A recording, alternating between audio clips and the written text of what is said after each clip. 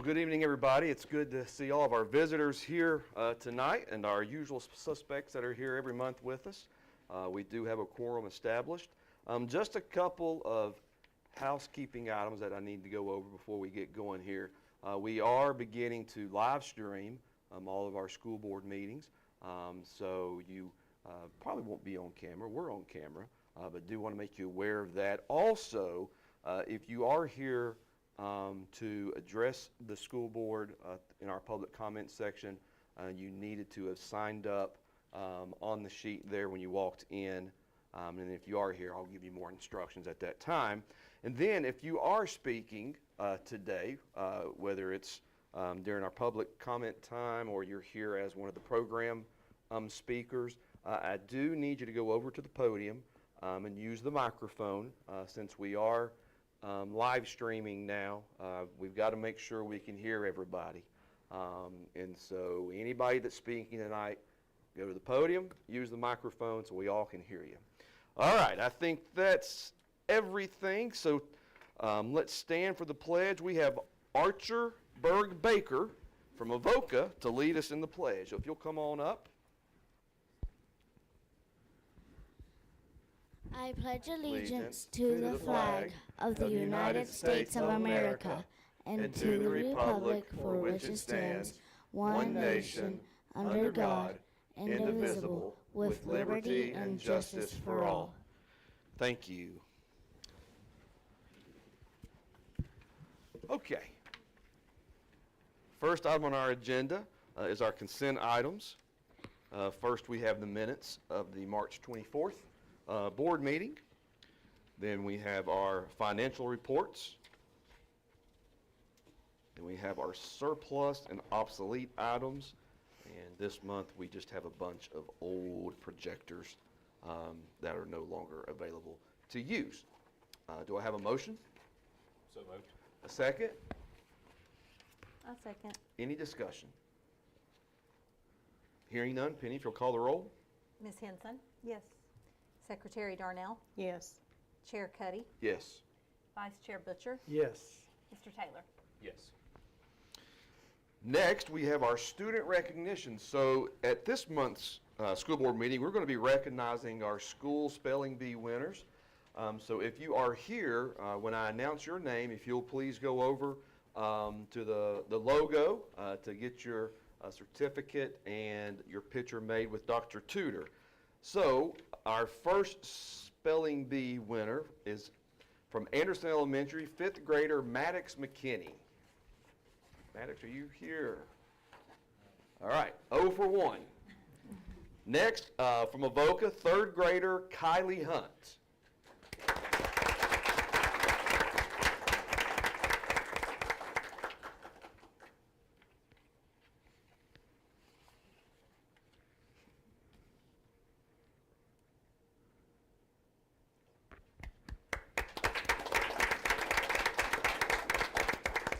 Next, from Fairmount, 3rd grade, Derek Resbeck. Okay. From Hangsfield, 5th grade, Ellie Reagan.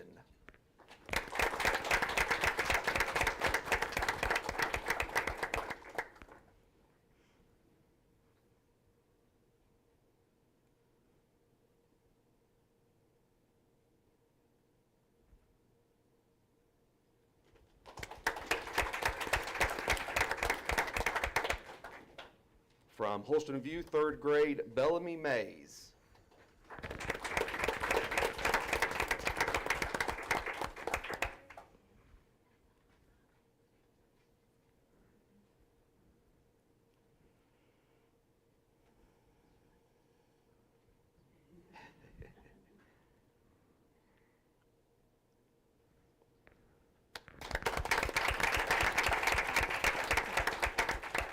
And then from Tennessee Middle, 8th grade, Ellie Boughton.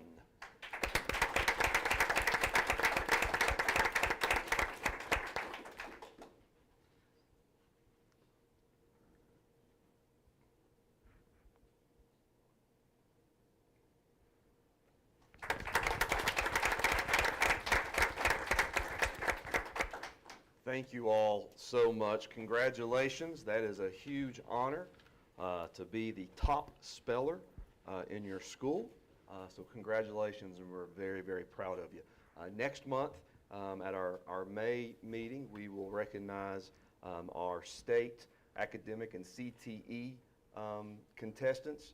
Their competitions are held much later in the spring, and so we've had a wonderful season with our CTE and our state academic competition. So we'll be recognizing those students next month. Next is our hearing of delegates. Tonight we have a couple, but I want to start with Principal Denise McKee in Avoca Elementary School. So Ms. McKee, we'll hand it over to you.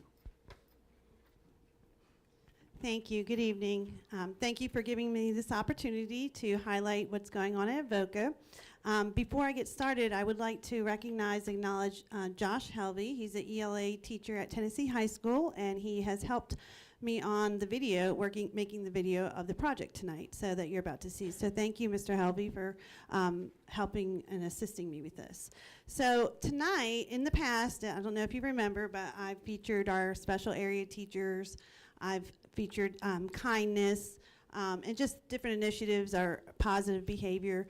But there's this one group of special people that I want to recognize and celebrate tonight, and those are our wonderful, amazing educational assistants. Without them, a school would not function. I'm just being honest. If you left it up to the principal, forget about it. It's not getting done. So, and I have my notes because I want to do them justice. But as many of you are aware, it takes a village to make a school function effectively and efficiently and to create a positive culture. I have 15 educational assistants, which I'm very grateful for. Most of it comes out of Title I funding, but they are absolutely a godsend. And what you're going to see on the video is that every job is important, no matter what it is, from the custodian, the cafeteria workers, our secretaries, our EAs, our teachers. Without them, our schools would not be as excellent as they are. So tonight, I'm thankful and blessed to have the opportunity to recognize our 15 amazing educational assistants, and, or as I call them, the unsung heroes. Today, their work is invaluable, what they do, and I want you to see how much love, support, dedication, and attention they give to other people's children. And it's amazing to watch, so I hope you enjoy the video.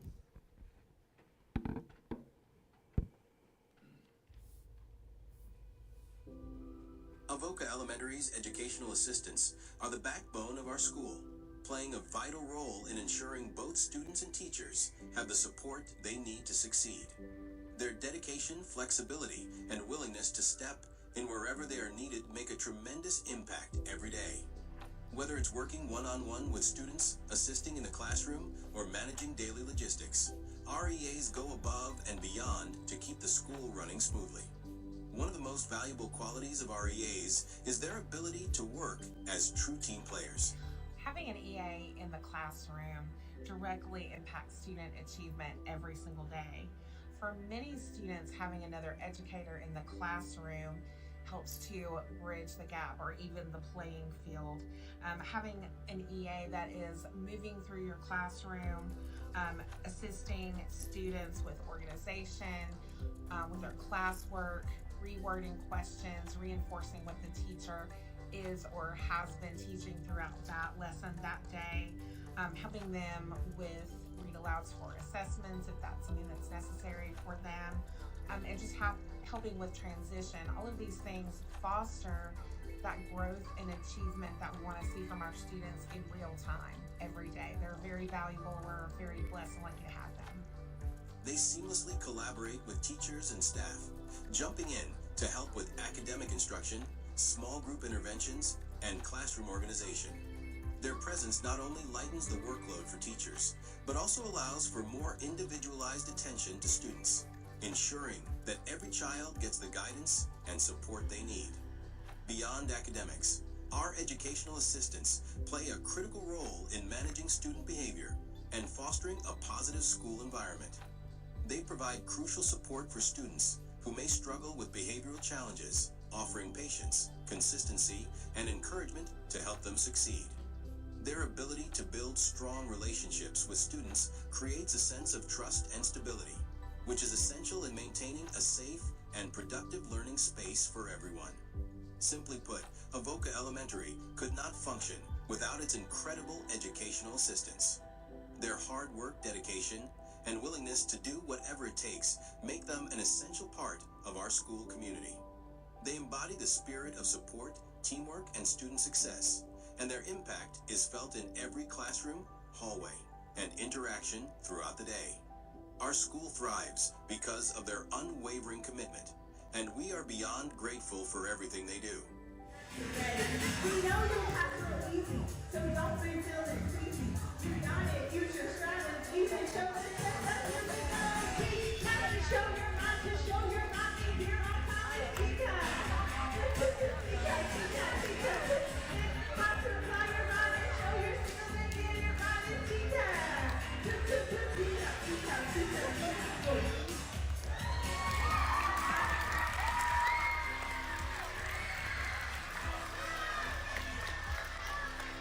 I'm Heather Schill. I'm a kindergarten teacher at Avoca, and to me, our educational assistants are like the backbone of our school. They are the biggest support system to the teachers and to the kids, and they're so hardworking, very flexible. They're always ready to just switch gears and go wherever they're needed and do whatever they need to do. Specifically in kindergarten, they enable us to do small groups. They lead small groups to help us differentiate our instruction. They help us complete assessments that we would probably never get finished without them. And beyond the academics, they are really great at forming strong and positive relationships with our kids and with our teachers. And in my opinion, basically, we just could not do the job that we do without them. Our EAs love what they do, but they love who they do it for even more. Their tireless dedication to the education, care, and support of our students can never be recognized enough. Day in and day out, through patience teaching vocabulary and math facts, calming nerves before a big test, addressing every runny nose and scraped knee, helping to navigate every classroom and friend group drama and conflict, opening milk cartons and Lunchables. Avoca EAs answer the call and serve our school tirelessly. For all of this and more, we say thank you. You are appreciated and treasured beyond measure.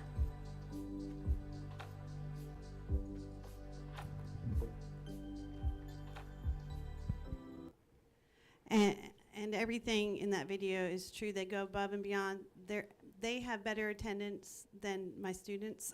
They come every day without hesitation, and they truly are the unsung heroes. And I just want to say that I'm grateful and honored and blessed to work alongside with them. And I'm just I can't thank them enough. So that's our EAs at Avoca. Oh, and they were the rappers. Those were the EAs. They were the rappers. So we did TCAP kickoff, and they did the rap song. So. Thank you. Ms. McKee, any comments? I would like, Ms. McKee, Principal McKee, thank you so much for presenting that. It just kind of, to me, it validates our board's decision to extend the Educational Freedom Scholarship Act bonus to our EAs. They're very much about what we're trying to do as a culture in our school system. So thanks for presenting tonight. Appreciate that. I loved in the video, my mind just went blank. The first teacher. Yes. It left me. I've known her a long time. I love the word. I love the phrase she used, bridge the gap. It's one of my favorite, whether it's bridge the gap, stand in the gap, whether it is a CEO of a business, whether it's a football team, basketball, baseball, teachers, EAs, all of us, in whatever profession we're in, if it's a family member that's needing someone to bridge the gap, stand in the gap, I love that, because that's what it takes in all aspects of life, is having someone to bridge the gap, to stand in the gap, to fill the place when the other person is down. When the other person has to be going one way, we have to have people that can bridge the gap, and that's what our EAs are. And I'm so thankful for them, and I'm so thankful for just the hard work they do in all of our schools. And listen, I don't think there's a principal in this room or a teacher in this room that wouldn't echo the sentiments of that video. So thank you for bringing that to us tonight. Okay, next, Tennessee High Speech and Communications. I've been excited about this one. Miss Amber Davis is going to introduce us to two of her students that are going to present some speeches for us tonight. Hi. Thanks so much for giving us the opportunity to come talk tonight. This is the first year I've ever taught speech communications. So it is an honor that I got to teach it this year. And what's really been exciting about this class is that when we started, I was honest. I'm like, all right, I'm not 100% sure what I'm doing, and but we're going to make it work. And so we got to build everything together. So they got to tell me what it was that they felt was important to them. So we wanted to make sure that everything that we did was purposeful, not just for the future, or I know that I'm going to have to talk in front of a group of people at work, but for right now, and how their voices can be heard. So one of our most impactful units that we've done was on persuasion and argumentation. Of course, they're very good at arguing. Yeah. We explored a lot of policies, both inside our school district and outside in the world, a lot of laws. We talked about a lot of different things that affect them specifically, not just adults, but really affect teenagers. Our kids can't vote, so we talked a lot about how we can use our voices, like what is a way that we can use our voice, and we thought this would be the perfect way. And I went to Dr. Tudor a few months ago and I said, my kids want to do this, and she's like, yeah, absolutely, this is awesome. So, and I went to Miss Kirk, same thing, this is awesome, let's do it. So the support from you guys, thank you so much. All right, so you're gonna hear tonight from two speakers. They have spent a few weeks researching, writing, rehearsing. They did give a presentation in front of my theater class today, and they are real critical, so they've been through it already, but they really do represent the very best of what my class is about. They're thoughtful, they're informed, and they're passionate. So first, you're going to hear from Taylor Greenway. She's going to be speaking about the benefits of a later school start time. And then following Taylor, we've got Charlotte Osborne, and she's going to present her argument that's in favor of a 4-day school week. Yeah, I know.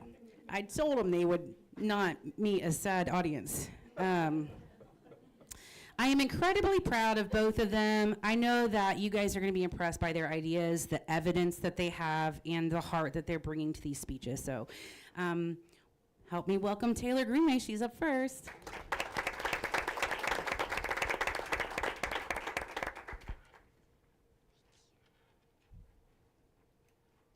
Hello, my name is Taylor Greenway, and I will be talking about a later start time for schools.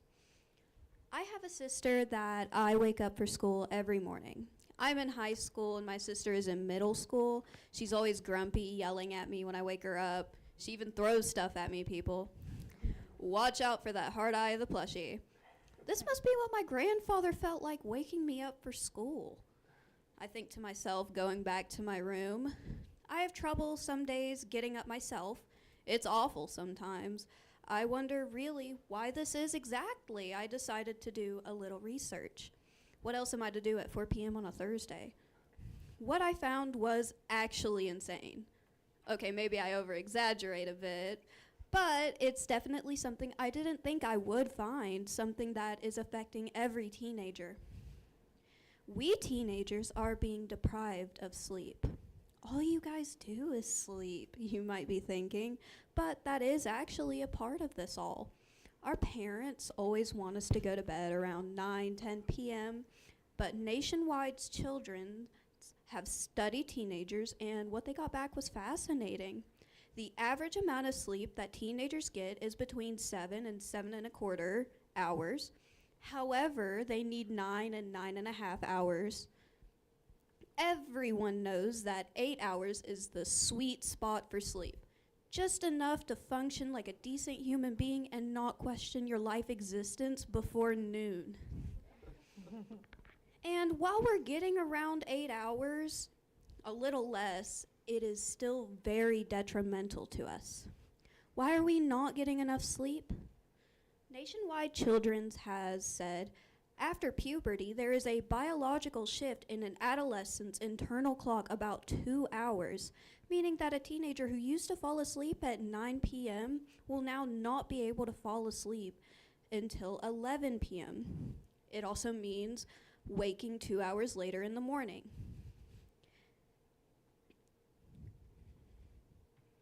Waking up 2 hours later in the morning also plays into another unfortunate topic that this study has given us. In most school districts, the move to high school is accompanied by an earlier school start time. Some schools start as early as 7 a.m., meaning that some teenagers have to get to school as early as 5 a.m. to get ready for school and to travel to school.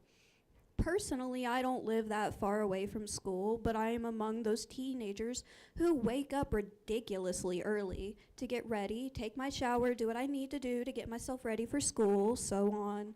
That same note, I know how hard it is for those people who do have to wake up early to get ready and travel to school. I get that it is really hard. We need this sleep, not only to physically show up to school, but also to mentally show up to school.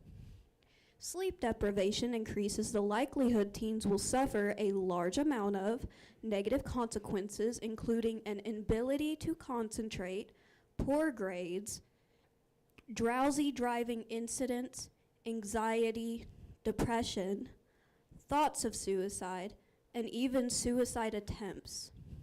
Stanford Medicine News Center has put in an article. I think high school is a real danger spot in terms of sleep deprivation, said William Denment, MD, PhD, founder of the Stanford Sleep Disorders Clinic. Well, how do we fix something like this? There are too many things to go through to be able to do this.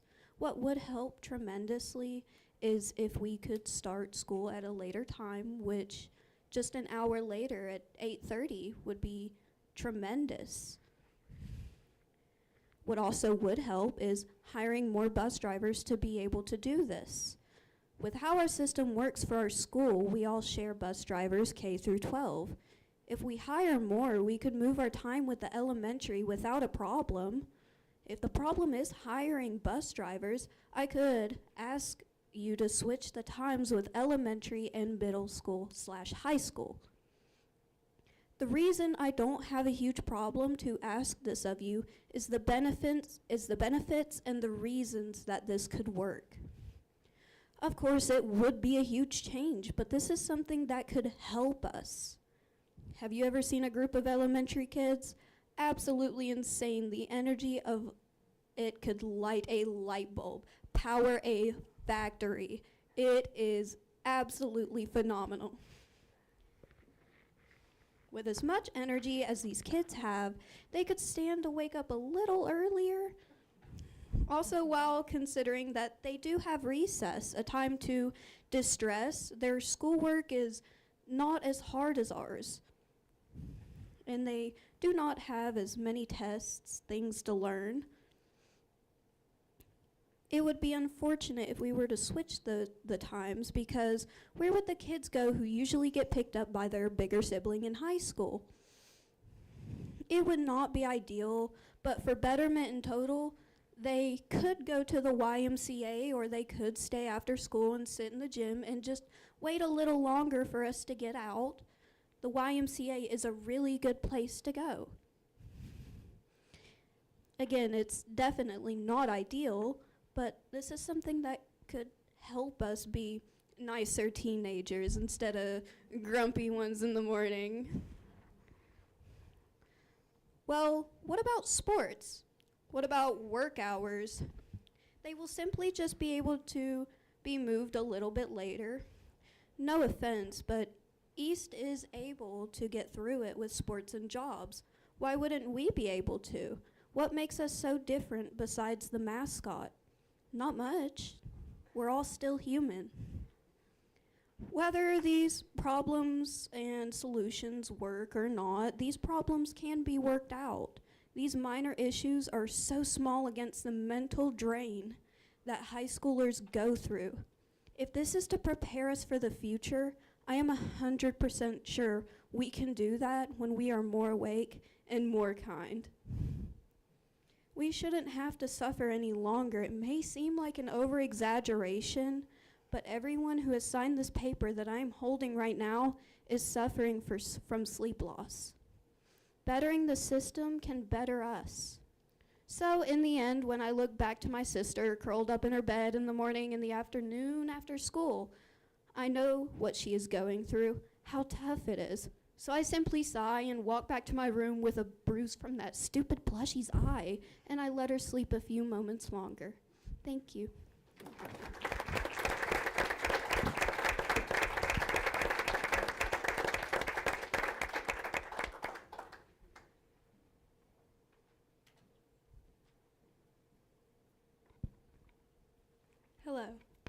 Hello. My name is Charlotte Osborne, and I'm excited to have the opportunity to share my research about 4-day school weeks. 4-day weeks have many benefits, not just on the kids, but on the adults too. For example, in Colorado, which was named one of the top states for work-life balance, they have seen these benefits play out. After switching to 4-day school weeks, the schools in Colorado saw an increase in teacher applications. The individuals who were applying for these positions also had master's degrees or special certifications. Many other schools have also seen an escalation in applications. Ever since the pandemic occurred, there has been a great deal of teacher shortages. Switching to 4-day school weeks will allow for schools to have a suitable amount of teachers. 4-day school weeks will also attract new and talented teachers. Currently, in Bristol, Tennessee, the pay rate for teachers is lower than the national average. Having 4-day school weeks will be a huge benefit to promote Bristol City Schools. It wouldn't require schools to pay more salary, but simply having 1 day off would draw for top talent. Another advantage is there can be even more classes offered. Having 4-day school weeks would allow teachers to do planning on the day off. Right now, our teachers have roughly an hour and a half planning period each day. That's about 7 hours at the end of the week. If the teachers just had a whole day for planning, then they wouldn't have a planning period, which would open up the availability for so many new classes. Additionally, there could be more academic classes, which would decrease class size. Studies have shown that students in smaller classes have superior grades and score better on tests. It is also much easier for teachers to get the material across to a smaller class rather than a larger one. Teachers will also be able to give more feedback to each individual student. This feedback will help the students grow and have a better understanding of the material. Additionally, districts who have adopted 4-day school weeks have seen a reduced need for substitute teachers. This is because teachers can plan appointments on those days so they don't have to miss a day where students are in the classroom. This also allows for more teacher stability. The lack of consistency that may follow with the teacher being out for multiple days causes students to struggle in classes. Furthermore, the desperate need for substitutes sometimes means that a long-term sub might not quite know the subject that they are filling in for. Just this year, I have heard peers talk about struggling in a class because the substitute didn't really know the subject very well. With having less substitutes, schools would also save about 20% on the costs. I'm aware that there may be concerns about parents working and not being able to take care of their children. However, there are solutions to that. Some schools have implemented 4-day school weeks just for middle school and high schoolers, while the elementary school kids are still on that 5-day school week schedule. I personally think this would work out, especially because elementary school teachers are still getting a planning period, even if they don't have a full day. This is because kids go to special areas, and during that time, elementary teachers get their planning. There is also the question of how students will get food if they need it. I propose the idea that on days off, we can have the library and cafeteria open. Educational assistants can work on the day off, so we can open this library for a sort of study hall for students. This was also a way to ensure EAs do not have to lose critical hours of pay. This will also allow for students who need the food to have it available to them. I am not saying that 4-day school weeks would be 100% foolproof. However, I really do believe that the positive outcome of having them should be considered for the best interest of students and the faculty. Thank you.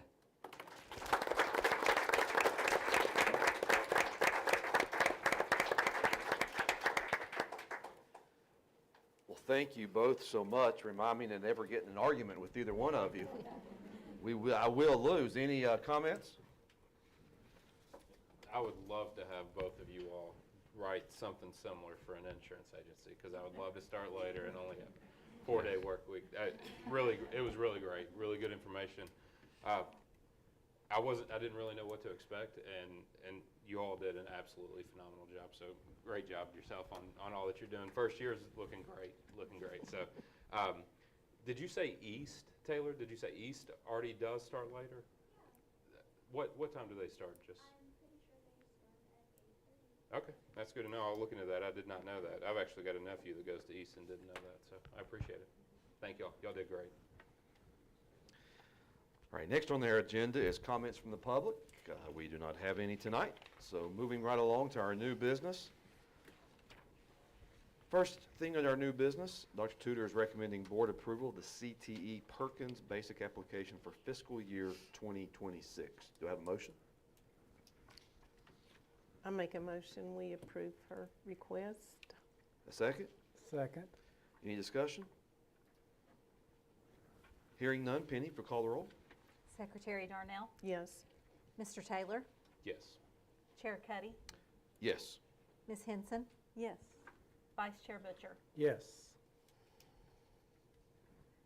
Next is our amended fiscal year 2025 budget.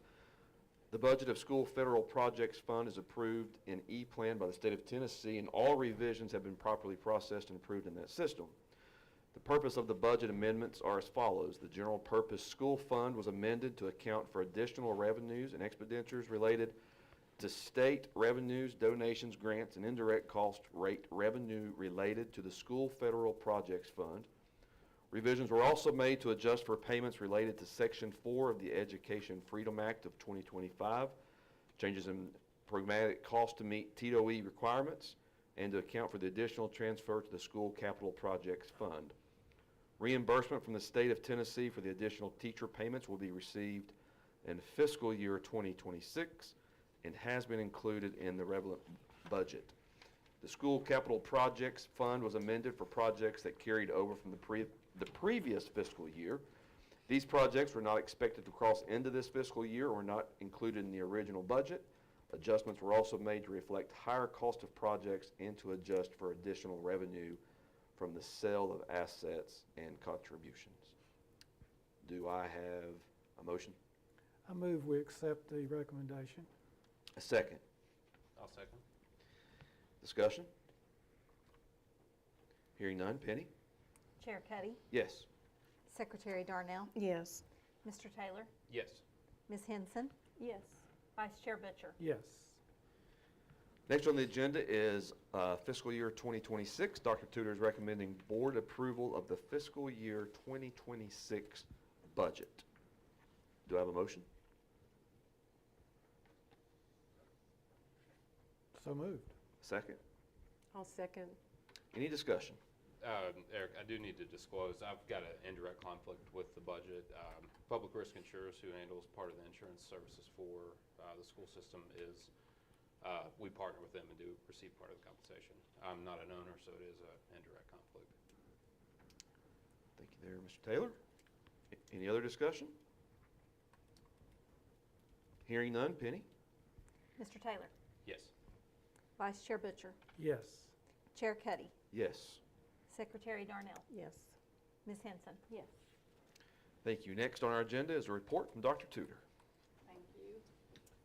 So I'd like to start by thanking Avoca for your report. I don't know if this is 100% accurate, but I've been in these board meetings for many years, either up here or down there, and I'm not sure that we've ever called out our educational assistants like that before, so I appreciate you doing that. One of the things that I think is special to note is I bet if we asked your students, a lot of them wouldn't know who the teacher is and who the educational assistant is. They're just another caring adult who works really hard to support kids to be successful in our schools, and I greatly appreciate them. It is unnoticed who the teacher is and who is not the teacher. They're all professionals and they're treated that way, and I think our kids adore them equally as much as they adore our teachers, and they certainly are the backbone. They are tremendously helpful in helping our students be successful. So thank you for highlighting them tonight. I appreciate that. Thank you, Taylor and Charlotte. So fun fact, Taylor, I did, when I was a teacher at Tennessee High School 100 years ago, I did a whole research. Actually, there was, I think Mr. Butcher probably had something to do with commissioning a whole study on that at some point, and I analyzed all the data as part of my doctoral program for that actual purpose. And here we are 100 years later, and we still haven't taken any action on it. So I think keep pressing that, and maybe we can do something with it. I agree with you. There are school systems around us who have taken that plunge, and if we can work out transportation, it is much better for kids. So thank you for raising that for us. We appreciate that. And then, Charlotte, everybody would love a 4-day work week. And trust me, we have talked about it. I would love a 4-day work week, but I haven't brought it to these people yet, so thank you for paving the way. Maybe we can make that happen. I'd also like to say, Ms. Davis, that I took speech communication in college, so you guys are way ahead, and I never dreamed that I would be up here, and I'm still not as comfortable as you all looked when you were at that podium, so kudos to you. I noticed several things that you all did that I bet were tricks of the trade that your teacher taught you to help you be comfortable, to remain composed, and definitely keep your train of thought. I saw several of those signs that I remember learning in my speech class, so great job with all of that. And I think it's a first that we've had students give speeches in these meetings too, so thank you. Hope you all come back next year, year after year. So I just have several things to comment on. First of all, thank you for the budget. You all didn't comment on that, and maybe you will in just a moment, but our school board and our staff worked very hard yet again to prioritize staff raises. So that's all staff members will receive a pretty significant salary increase. That is because, I don't know which one of you said that we were below below the national average, and so we are working diligently on getting all of our pay up, and that was a priority for the school board this year, so kudos to them for making that happen. We also made some adjustments to benefits, insurance benefits for our staff, which I think will help in the bottom line for our families and who have family coverage. That's a great benefit. We are hoping that that will help not only retain our best teachers, but recruit some great teachers too, so thank you for that. A couple of announcements. We have TCAP testing that started last week. Arbor Day is on May 2nd at Avoca actually this year. We partner with Bristol, Tennessee Essential Services. They donate a tree, and then they plant it. Bristol, Tennessee city staff actually plant it at Avoca, and Jeremy Stout from the Nature Center comes on hand and works with 5th graders who have a little performance or a little presentation with that to celebrate Arbor Day. Power of Play Youth Sports Day is Friday, May 2nd at the Tennessee Middle School track. That's from 5:30 to 7:30, free event for elementary students, track and field, book bus, community vendors, lots of things happening that evening. And then Summer Stream Camp for rising kindergartners through rising freshmen is happening this summer. Registration is already open. That will be June 2nd, basically the month of June, Monday through Thursday. And then end of the year stuff. Prom is April 26th, which is this week. Class night May 8th. Tennessee High School graduation May 16th. And TOPS graduation May 17th. So lots of things will go by very quickly at the end of the school year. All right, thank you. Next on the agenda is Ms. Ray Akert. If you'll go to the podium and use that microphone, we greatly appreciate it. You do? We're getting fancy around here. You're going to be on TV. That's it. Just want to say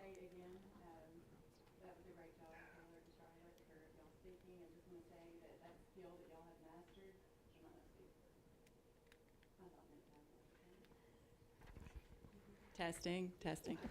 The skill that y'all learned, y'all can do anything if y'all can get up here and speak. So congrats to y'all and very proud of y'all. So at our last meeting at the City Council, we honored our Bristol, Tennessee firefighters. With the 6-month anniversary of Hurricane Helene, we honored them for their heroic water rescue of members that were on top of the Unicoi County Hospital. There's a video online if anybody wants to see it, but that was very impressive. Very excited about Earth Day, which Dr. Tudor has covered, so I can skip on along. We're still working on bringing a health department to Bristol, Tennessee. Our original plan with the building has, of course, fallen through. We didn't get the grant that we wanted, but we are still dedicated to bringing the health department to Bristol, Tennessee. We just have to explore different avenues. And then we have Pillar Design Studios. We are in contract with them for the design and engineering of the skate park in Bristol. So this is big news. It's been a long time coming, and they've worked on it for a very long time. So we're excited about that.